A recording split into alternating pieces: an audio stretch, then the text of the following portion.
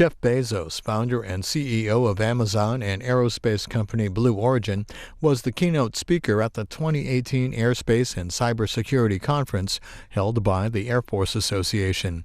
He talked about innovation, leadership, and the developments in commercial space travel by his company Blue Origin. This is 50 Minutes.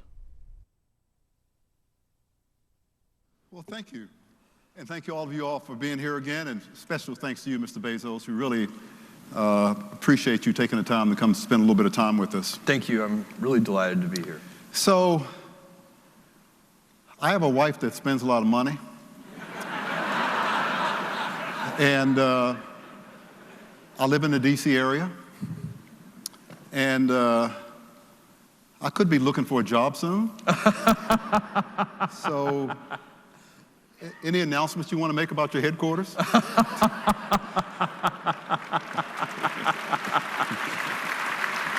Thank you, Larry. We'll make a decision before the end of the year. That's all I can say on that topic. We're excited to make that decision. Okay, thank you so much. And I hope your wife is spending some of that money on Amazon. Absolutely. Good. Absolutely. One of the reasons we're happy to have you is you are right in the wheelhouse of everything that's been going on here the last few days, especially as we talk about innovation. And I think if anyone epitomizes innovation, it's you and your companies. So a lot of questions that have come up the last few days is, how do you encourage employees to be innovative? We've talked a lot here about the frozen middle, how folks will have ideas and they can't get them through. Yeah. A lot of folks are worried about the risk, what's going to happen if I make a mistake. How do you encourage your employees to be innovative? Well, this is a fantastic and important question. To be innovative, you have to experiment. If you want to have more invention, you need to do more experiments per week, per month, per year, per decade.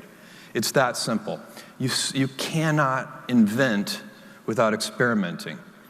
And here's the other thing about experiments: lots of them fail. If you know it's going to work in advance, it is not an experiment. And what happens in big organizations, Amazon's a big organization now too, the Air Force is a big organization, is that we start to confuse experimentation with operational excellence. So operational excellence is one of our 4 key principles at Amazon. We're building a fulfillment center. We've built over 150 large fulfillment centers around the world now. We know how to do that. That is not an experiment. If we build the 151st fulfillment center and screw it up, that's just a failure. That's not the kind of failure we're seeking. We want failures where we're trying to do something new, untested, never proven. That's a real experiment, and they come in all scale sizes. So you need to teach people that those 2 kinds of failure are different. And you need to have, you said something about that hard middle where ideas don't go up. I think this is such an important thing. At Amazon, one of the things we try to do is have multiple paths to yes. And so here's a little thought experiment for you.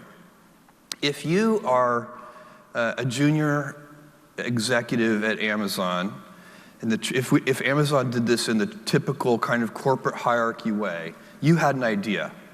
You need to get your boss to greenlight that idea, and then your boss's boss needs to greenlight that idea, and then your boss's boss's boss needs to greenlight that idea. There are probably 5 levels or more before that idea gets the go-ahead. Assume instead that you're an entrepreneur with a startup company idea and you need venture capital. You go to Sand Hill Road and you go to the first venture capitalist and they tell you no. And you go to the second one and they tell you no. Maybe your 20th one tells you yes. You got 19 no's and 1 yes, and you're still good to go. So that venture capital model there's multiple paths to yes. There were 20 people who could give you a yes, and it didn't matter how many gave you a no. So if you want innovative thinking, you have to think about how can we get, you want a large number of high judgment people empowered to greenlight things. You want multiple paths to yes. And you want a system where, as a junior Air Force officer with a good idea, the first 5 people tell me no, and somehow I can still go pursue that idea. So you got to figure out, that's an organizational challenge that big organizations have to figure out a way to do. And by the way, I get, this happens all the time. I'll say, I don't think that's a good idea, but somebody else will greenlight it. And I'm fine with that, because usually the cost of the experiments is pretty small. Things only get expensive when they work, right? Once something works, you're like, whoa, we need to double down on that. Now, and then the spending can get heavy, and then those become big consequential decisions, and that's where the hierarchy and using the judgment of the most senior people to me, this really helps. Sure. You also have to select people who like to invent. So that's the other, when you're, in your hiring and your promotions process, you need to say, is this person like to be innovative? Do they have a bit of a pioneering spirit? Maybe they're also a little bit annoying because they might be, a little bit radical or a bit of a rebel. They're not always the easiest people to get along with, but you want them in your organization. And maybe Mavericks. Let me follow up on that. They're a spice. Sure. I wouldn't recommend having 90% Mavericks. Exactly. And let me follow up on that, because what I found, at least in my military career, is that oftentimes Mavericks, as you mentioned, are not welcomed. Yes. And one of the phrases I really didn't like when I came up, as I was in the Air Force, was, if it ain't broke, don't fix it. Right. Well, that doesn't mean you shouldn't make it better. Yeah, and by the way, your adversaries may be making it better. Exactly. So how do you handle these Mavericks? That, how do you protect them from the institution destroying them? Well, I think that has to be culture. You have to teach the value that these people bring, but also I would push hard on the Mavericks to say you also have to be organized. You can't just be a crazy person. So it's like, it's fine to be a Maverick, but write your ideas down, Sure. Sell your ideas, persuade, create the conditions where the ideas can blossom. You can't get anything done if you're not, if you're just purely a creative person with 0 organizational skills, you're probably not going to get much done. Sure. So I would push back on the organization and say, look, these people have an important role to play. And by the way, all of us are a little bit Maverick. So it's not like there are these people that were born Mavericks. I don't think so. We all have this inside of us. If you look at kids, they're all inventive. They're all doing crazy things. I actually saw one time one of my kids put a square peg in a round hole. And as he was doing it, I was thinking, that's never going to work. And then it fit. And I was like, gosh, that's amazing. And so little kids try things, and we all do that when we're little, and some of us lose it. You need to have, one of the great paradoxes of inventing at a high level is that you need to be an expert in your domain area, and you need to have a beginner's mind. You absolutely need both of those things. The world is too complex to actually just be a beginner. So, I can't, no matter how inventive I am, I can't go invent a new kind of brain surgery. You have to be a neurosurgeon. You have to already know all there is to know about brain surgery and then take it to the next level. The problem is, for many people, by the time they become true experts, they've lost that ability to see things in a fresh way. They've lost the beginner's mind. And so that's another thing. You always need to be stepping back and saying, if I'm an expert in launch vehicles or whatever it is, I need to step back and say, okay, if I were looking at this for the first time, what would I be seeing and noticing? These are just some of the things you need to do to be innovative. Sure. For roughly 80% of my career in the Air Force, we would launch satellites and not think twice about it. Space was considered a sanctuary.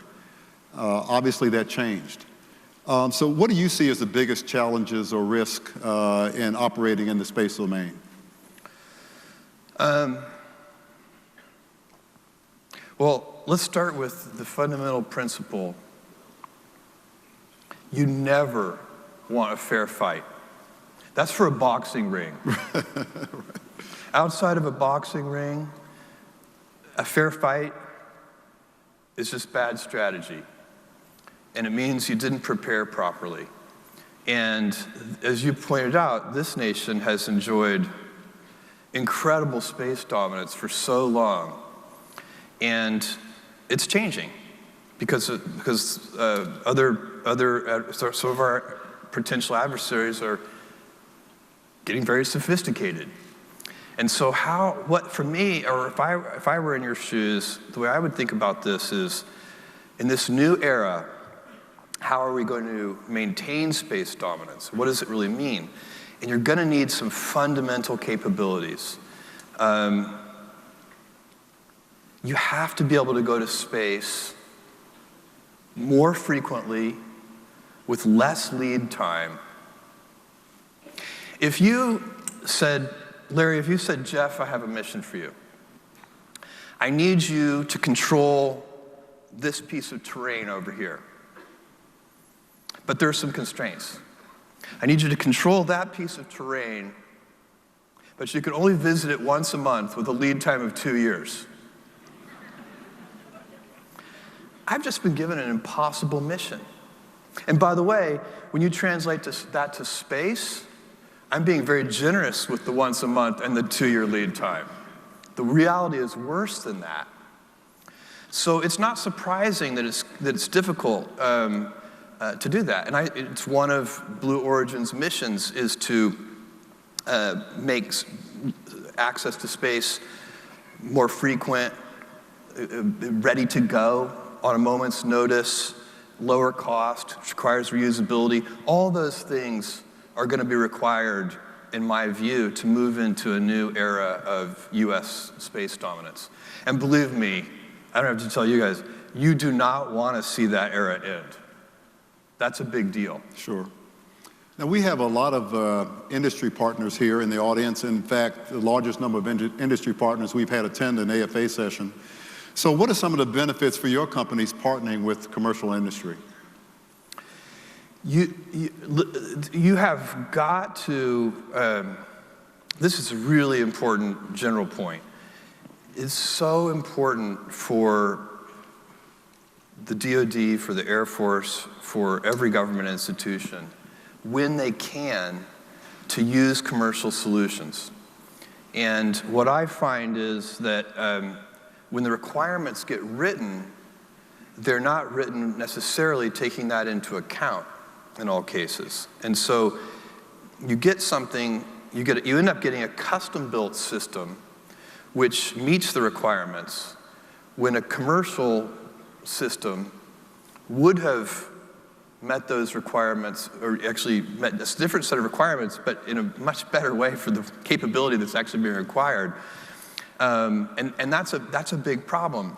It's very costly, it slows you down. You want to reserve your custom requirements for things where you really need special sauce, something where there really isn't and shouldn't be a commercial avenue. You know, on writing requirements, I tell our engineers at Blue Origin, good engineers build to requirements. Great engineers push back on requirements.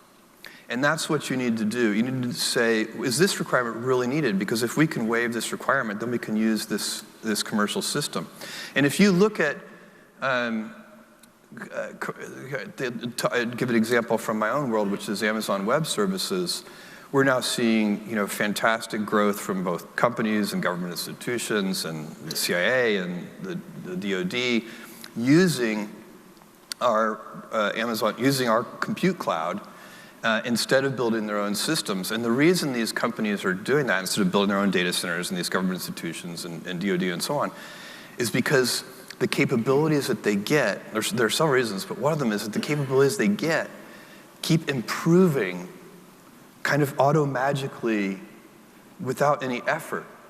And part of what's going on there is, in a system like that, you want co-customers, because the co-customers drive the product forward. If you're the only customer of a software system, you're the only one driving it forward. If thousands of customers share that system, then the other 999 that are not you are also driving it forward, and you get that as a tailwind. The analogy I'll give you is that of a personal physician. The last thing you want, Larry, is a personal physician who only services you.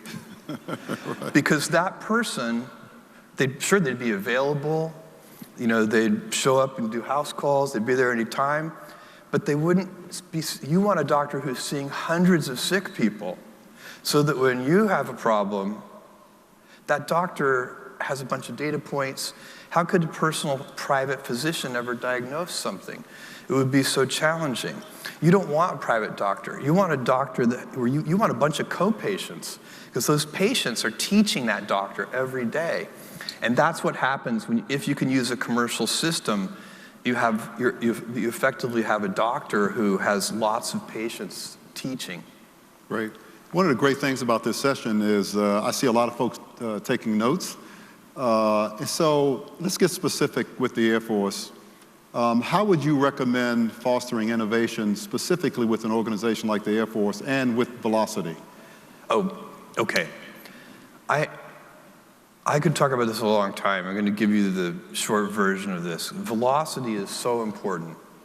And in large organizations, it is about decision making.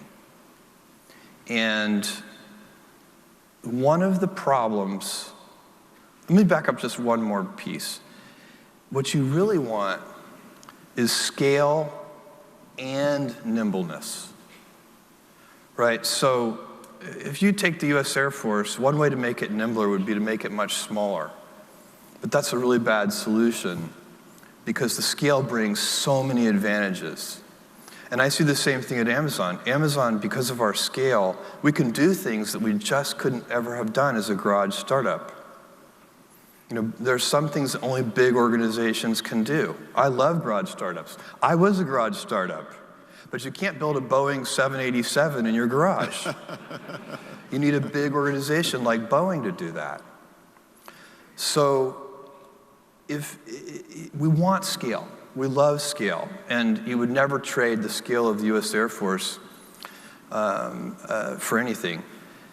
But the question becomes, how do I keep the advantages of scale but still have the advantages of a nimble startup? How do I get the nimbleness too? I want to be able to absorb a punch because of my scale, and I want to be able to dodge a punch because of my nimbleness. Well, the way you stay nimble is by making decisions fast. In a 20-person startup company, the decision-making speed is so quick. And that's why they're so nimble. And then in a big company or a big organization like the Air Force, that decision-making has a tendency to speed the decision-making. You get high-quality decisions. I think sometimes people think the decisions are low quality. I don't think so. I think you usually get high-quality decisions. You just get them slowly, sure, which is a problem. And so the way to fix that in a large organization, this is what we do at Amazon, is we acknowledge that there are two types of decisions. There are decisions that are, we call them two-way doors. They are decisions where if you make a decision, you walk through the door, and it turns out you made the wrong decision, you turn around, come back. And the consequence of that misstep is small. That's a type 2 decision. That's a two-way door decision. There's a type 1 decision where it's really hard to reverse. When you walk through that door, you have walked through that door. And it's going to be expensive or impossible and time-consuming to reverse that decision. So you have to get that right. That's a high-consequence decision. Those decisions should be made deliberately, carefully, slowly. At Amazon, I find myself on those. I'm the chief slowdown officer. I slow those decisions down. I'm like, no, I want to see this one more way. And the teams working on it roll their eyes. I've already seen it 18 ways, but I thought of a 19th way, and I want to see it. That's correct for a high-consequence, irreversible decision. You owe it to your teammates to make those decisions. The problem comes in large organizations is that junior executives, or I'll switch it to officers, junior officers role model senior officers. So they're looking around and watching. And it turns out, rightly, senior officers are mostly making high consequence type 1 decisions that require a slow, deliberate decision-making process. And so then the junior officers are like, well, that must be how we should make all decisions. We'll make all decisions with that heavyweight process. And so now even trivial decisions end up going through a lot of extra unnecessary process to be made, when really many of those decisions should be made by very small teams or by even single individuals with good judgment, knowing full well that they could be reversed. And so the senior leadership can set the tone on that. They can say, no, why this decision, why are so many people involved in this decision? I want Jill to make this decision. And whatever Jill decides is fine, and guess what, Jill, if you get it wrong, it's okay. We're just going to back up and do it again. I don't want you to talk to anybody about this. Just go make it. So I've been here in the hotel since last Thursday. I decided to run home quickly last night to change out some clothes, and typical of my wife, I walked in the door after being gone for several days, and she asked me to take out the trash. Now, she saved it for you. She did, but I didn't want to take out the trash, so I was considering, okay, she asked me to take out the trash. Now, what's the risk of me not taking it out? So we're all. This is a group of innovators. Over a beer, I want to hear how this ends out. Okay. The Air Force was birthed on innovation, so you have a generally innovative crowd here. However, there is a balance between innovation and risk. Yes. How do you balance those two? Well, here's what I would say is that the winners, when you're doing these experiments, winners pay for thousands of losers. That's a good point. So when you're talking about, put it in Amazon terms, we've had a few gigantic winners at Amazon. We've had Amazon Prime, our membership program. Amazon Web Services has been a gigantic winner. Our marketplace business, where we let third-party sellers compete against us on our primary retail real estate. Those are huge winners for Amazon. Each of those winners has more than paid for thousands of experiments. And so when you're talking about the kinds of experiments that you would be doing here at the Air Force, that I do at Amazon and at Blue Origin, the positive outcome is very long-tailed. You can get just gigantic. It's an analogy in baseball. Everybody knows that if you swing for the fences, you're going to hit more home runs, but you're also going to strike out more. Right. And in baseball, the most runs you can score when you're up at the plate is 4. Your upside is capped. It's not long-tailed. In business, and I bet it's true here at the Air Force as well, that upside isn't really capped. Every once in a while in business, you step up to the plate, you swing as hard as you can, and you get 1,000 runs. And so that long-tailed distribution of those possible outcomes is what makes experimenting worthwhile. And so when you're balancing the risk, you say the most I can lose is the cost of the experiment. And the value of the invention could be uncapped. We obviously live in a very diverse world, a very diverse country, and a very diverse Air Force. What role does diversity play in innovation, not just race, ethnicity, or gender, but also background? I think all of those types of diversity play a role in invention and innovation. And what I have seen, the kind of invention that I do every day, and it's going to be very similar here, just because of the size of the organizations and the size of the things that you're trying to accomplish. This is team invention. It is not, by the time we end up, Echo is the Echo Alexa, speaker. That is an example of an invention that no customer asked for. If we had gone to customers, 6 years ago or 7 years ago, whenever it was that we put Echo on the drawing board, customers, and we said, look, would you buy a black cylinder that you plug into the wall in your kitchen and you can ask it what time it is, set timers, ask it what the weather is, ask it to play music for you? They'd have been like, no, I will not buy that. And so we invented that, but there was no single person who invented it.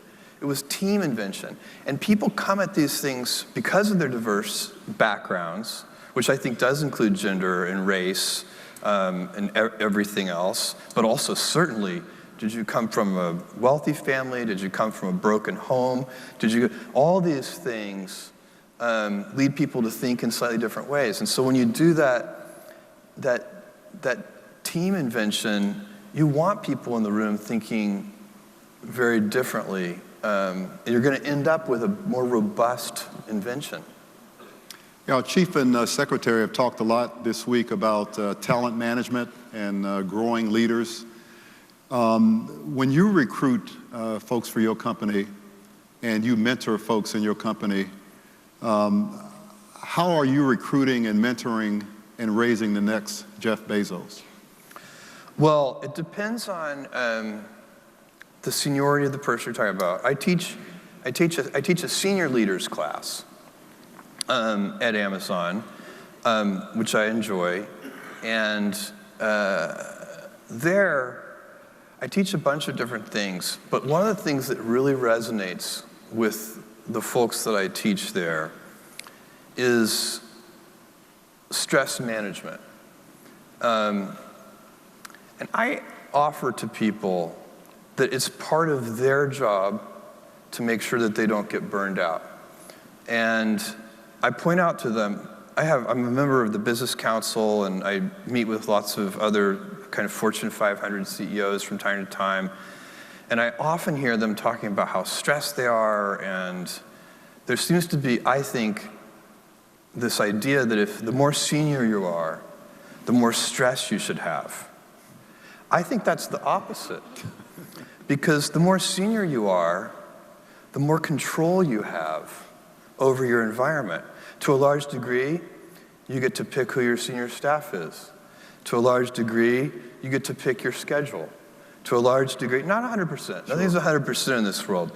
To a large degree, you get to decide how you interact. Do you like to do lots of one-on-ones, or do you like to have small group meetings?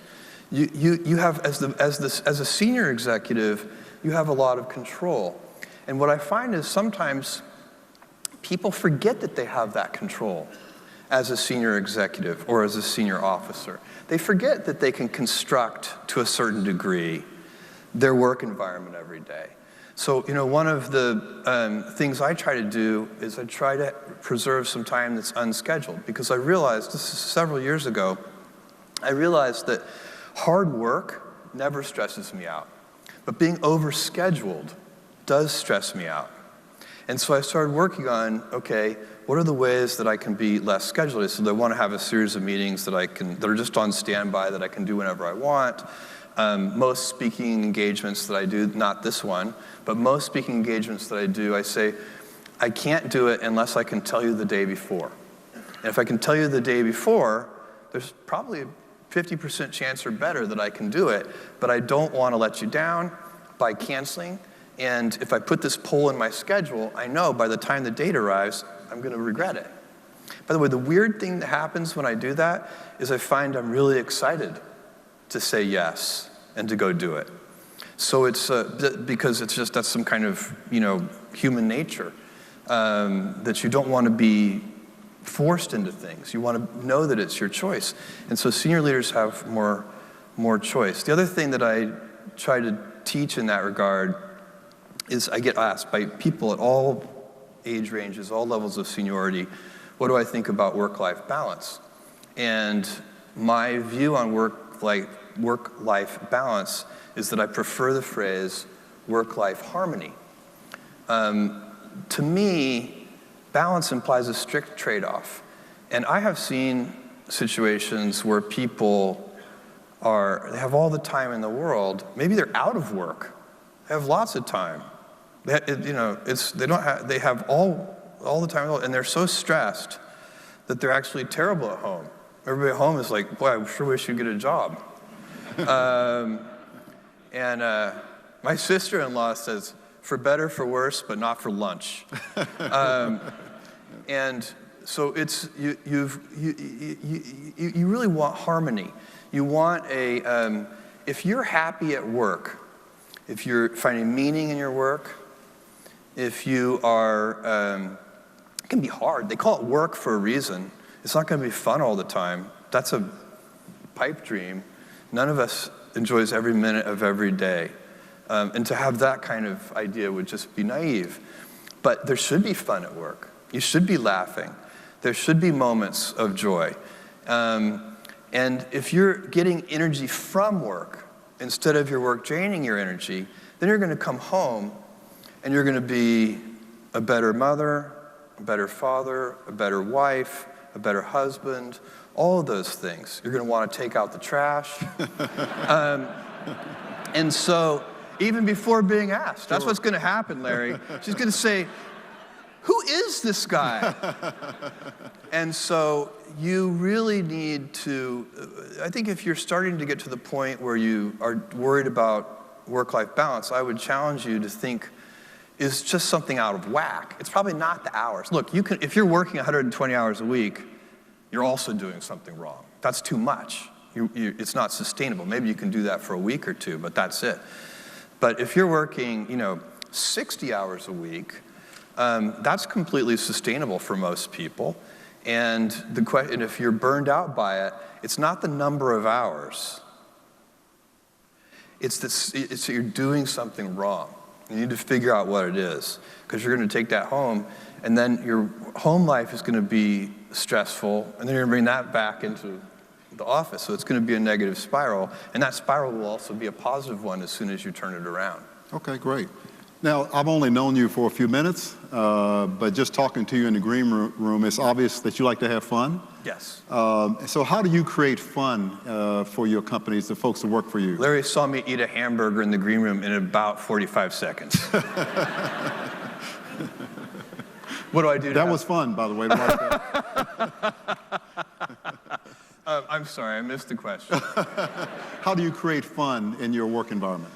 Yeah, well, a couple of things. First of all, I think that the work itself should be fun. So it's also great to layer on fun. I mean, if I think about the people that I work with, we have dinners together, we have Super Bowl parties together, we have impromptu concerts together. We do a lot of fun things. But the real thing is when you're in the meeting and you're going through the important topics of the day or of the year or of the decade, whatever you're working on, is that fun? And there are these people, when they walk in the room, they bring energy. That person walks in the meeting and everybody gets a little lift. Those people are worth their weight in gold. And by the way, there is another kind of person who, when they walk in the meeting, and you all know this, you feel it. As soon as they walk in the room, it's very deflating. Everybody is like, oh. And don't be that guy. Figure out how to be the first guy. The person who, when you enter the room, everybody is kind of excited. It's not that hard. Every meeting, you should start with some encouragement and end with some encouragement. You can tell people very candid truths in the middle of the meeting that they don't like and don't want to hear. But you can end it on an up note, and you can say, and you can also just say, look, we screwed this up, and we all know it.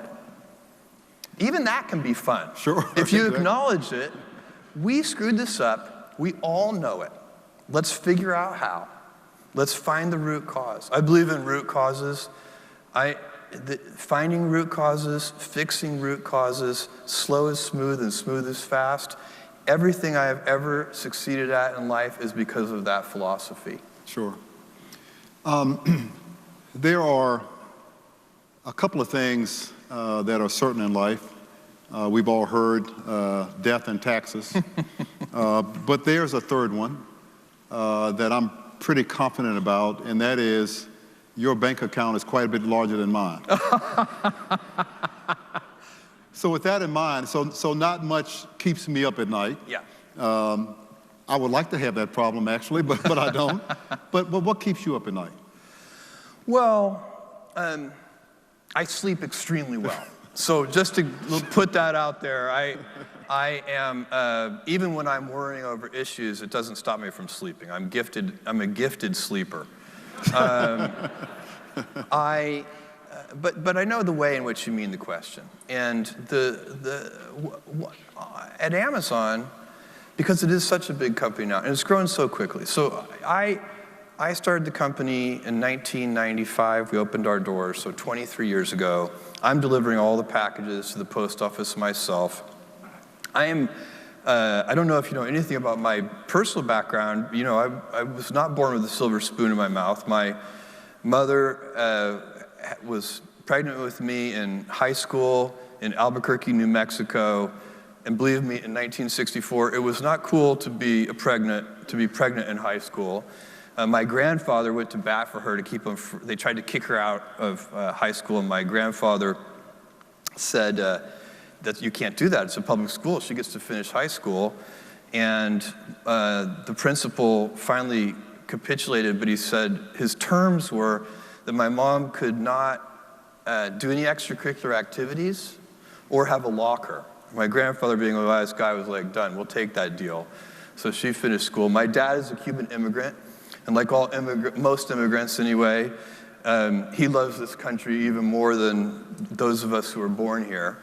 And so I started this company, and I'm driving the packages to the post office myself. My big dream is that we will one day be able to afford a forklift. And I'm just trying. It was a tiny, tiny company. Today, it's almost 600,000 people. It's a very large company. And so the answer to your question, you know, metaphorically, what keeps me awake at night, I worry about somehow losing our way with respect to our culture. Our culture is four things: customer obsession instead of competitor obsession, willingness to think long term, longer investment horizons than most of our peers, eagerness to invent, which of course goes hand in hand with failure. You have to. And then finally, taking professional pride in operational excellence. The professional pride part is so important because 90% of what all of you do, nobody ever sees. It's inside the work. People see something finished, but they don't see what's inside it. Only you see that while you're doing the work. And those things can't be great since nobody's seen them. Nobody's inspecting it. You're not going to get any credit for it. The only thing that's going to make you have high standards on that piece of the work that nobody's ever going to see is your own professional pride and operational excellence. Those are the four cultural attributes that are at Amazon. We use the same ones at Blue Origin. We use the same ones at AWS. Those things, if they start to erode at the edges, that would make me very nervous. So I spend a lot of time trying to inspect that, audit that, teach that. Teaching things like that is about repetition. Senior leaders need to be broken records on the things that are important to the organization. And if everybody in the organization, like you have succeeded when you start to see people roll their eyes because of your repetition on certain important things. Because senior leaders don't have to do a lot of things. They have to pick a few big ideas and enforce tough execution against those big ideas. And that requires a lot of repetition. Unfortunately, our time is going by a lot faster than I thought. I could stay here all day, and I'm sure the audience could too. I think you have a couple of videos you want to show? I do. I have like 2 or 3 minutes of videos if you want to see and then them. I've got one last question after the video. Let's roll the, I mean, you can roll them in any order you want, and I'll just talk to them if I can see them. Go ahead, do the New Glenn one first. This is an animation of New Glenn. Okay, the New Glenn is our orbital vehicle. It's 3.85 million pounds of thrust. In terms of thrust, it's about half the size of Saturn V. This is the landing gear. There's 6 landing gears, so we have landing gear out capability. The booster is fully reusable and lands downrange on a ship. It's powered by 7 BE-4 engines. The BE-4s each have 550,000 pounds of thrust, and they're powered by liquefied natural gas and liquid oxygen. The strakes provide good cross range.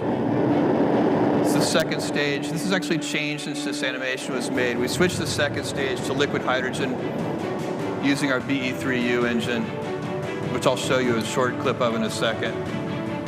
Now the booster is coming back in for a landing.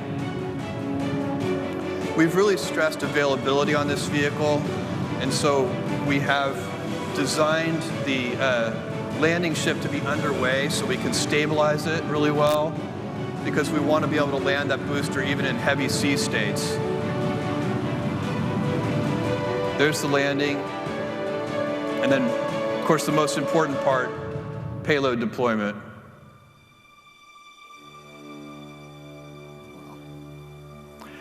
So thank you. There's a big team of people working very hard to make all of that come true in the very near future. Next year, I will invest just over $1 billion in that program. If you play the, it doesn't matter what order, play the BE-3 video, I guess, or whatever. Whichever one you play, I'm going to talk about. All right, here's the BE-3. This is a very short video.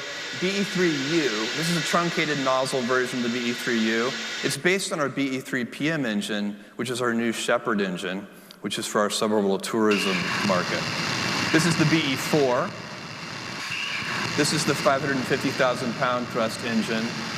It's ox-rich stage combustion, liquefied natural gas, liquid oxygen. The test program's going very well. The team's doing a great job. Let's do the new Shepherd video real quick. This just happened. This is testing our escape system. We'll be putting people in space this coming year. This was our third kind of envelope test of the escape system. There's a solid rocket motor with 70,000 pounds of thrust that takes the crew capsule away from the booster. And this particular test was the high altitude. We were basically already in space just before main engine cutoff is when this would happen in real life. And it's one of the more stressing cases. Watching this PM touchdown landing never gets old for me.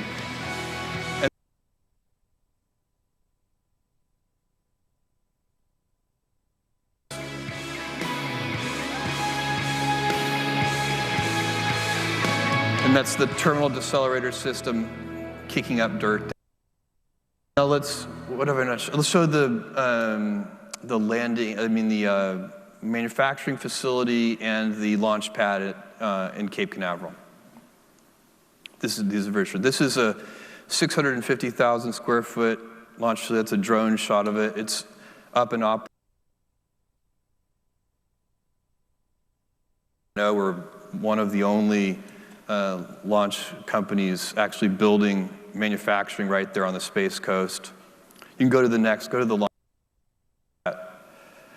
Between these two facilities, this is our launch pad. We leased pad 36 at Canaveral. Between these two facilities, the manufacturing facility and pad 36, we've already invested about $1 billion in the Space Coast. So there you go. Great. Thank you so much for that.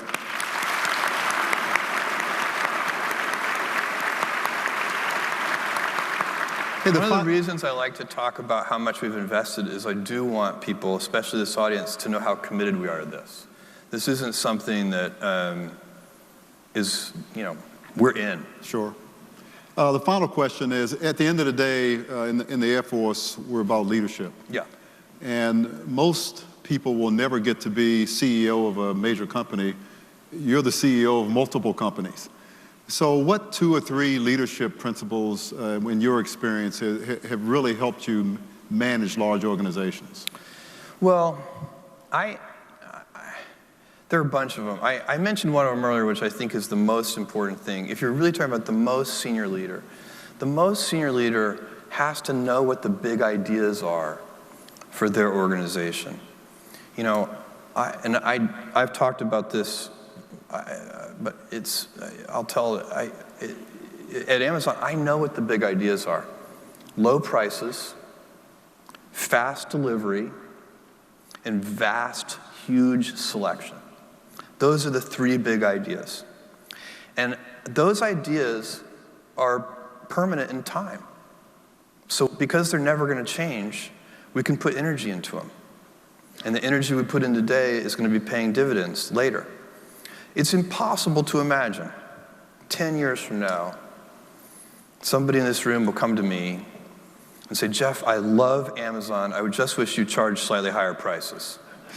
Or, I love Amazon. I just wish you delivered a little more slowly. And same thing with Blue Origin. I know what customers want. These things the big ideas are so obvious. Lower cost, higher availability, more reliability. It needs to work every time. It needs to fly when you say you're going to fly. And it needs to be way cheaper. And then once you identify those big things, then you can build strategies around each of them. What's the strategy around low cost? It's reusability. And by the way, it has to be real reusability. Like the new Shepherd video that I showed you, that vehicle is designed for actual operational reusability. We don't take the thing apart and inspect it between flights. We fly it over and over. If you build a space vehicle that you have to inspect and in an intense way and disassemble and refurbish between flights, that's going to be more expensive than an expendable vehicle. It has to be real operational reusability. So what's the strategy for New Glenn on reliability? Well, one of them is one fault operative. Our entire architecture uses a one fault operative requirement. What about availability? There's a bunch of things. I showed you the landing ship being stabilized underway so that we don't have to worry about the sea states downrange.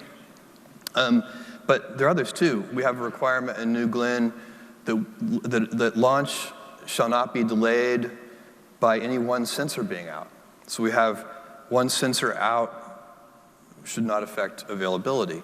We can come up with, so basically once you identify the big ideas and you keep iterating on them and asking the team, what more can we do for availability? AWS has the same thing. Everybody who does cloud computing, what do they want? They want data security. Nobody's going to say, well, I wish my data was just a little less secure. They also want availability. They don't want their service to be down. These things. The great thing about the big ideas is you don't have to launch a research project to figure them out. You know what they are in your head already. That's how big they are. All you have to do is talk about them a lot and make sure that the whole organization is putting energy into them. Great. Well, Jeff, thank you so much. I can't tell you how much we've appreciated you being here. We know how busy you are. So thank you so much for taking the time to come and spend with us here at the Air Force. If I could just, could Sure. I say one? I'd just like to make one remark, which is, you get in life you can have a job, you can have a career, or you can have a calling. And if you have a calling, you've really made it. And I believe most of the people in this room have really made it, because what you're doing has meaning. And that matters. And I just want to thank you for that. I love it. Thank you. Thank you so much.